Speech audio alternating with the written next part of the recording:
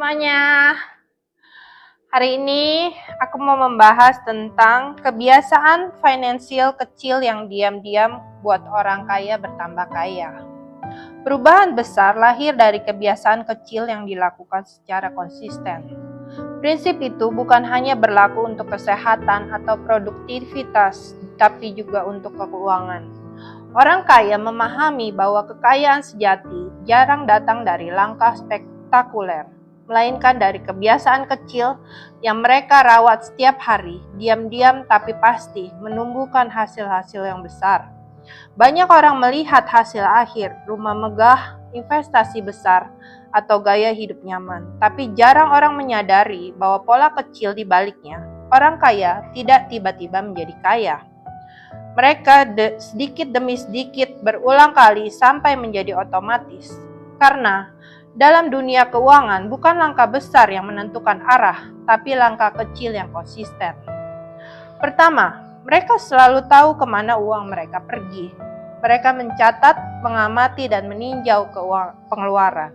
Kedua, mereka menabung sebelum membelanjakan, bukan sebaliknya.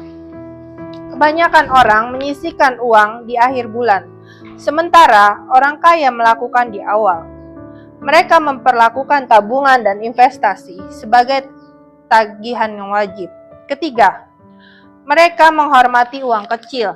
Mereka paham bahwa orang yang boros dalam hal kecil cenderung kehilangan arah saat memegang yang besar. Keempat, mereka terus belajar tentang uang. Bahkan saat sudah punya banyak, orang kaya tidak berhenti belajar begitu mereka sukses. Kelima, mereka punya kebiasaan mengevaluasi setiap pembelian dengan satu pertanyaan sederhana. Apakah ini memberi nilai atau sekedar keinginan? Keenam, mereka punya sistem otomatis yang membuat uang bekerja tanpa pengawasan terus-menerus. Ketujuh, mereka melatih untuk sabar terhadap hasil tapi disiplin terhadap proses. Mereka tahu bahwa kekayaan yang tumbuh perlahan akan bertahan lebih lama. Kaya bukan tentang menemukan trik rahasia, tapi tentang membangun kesadaran. Jadi, Tuhan juga mengingatkan saya untuk kita harus bijak di dalam mengelola keuangan yang Tuhan sudah titipkan di dalam hidup kita. Kita tidak boleh sembarangan untuk menghabiskan apa yang Tuhan sudah titipkan, karena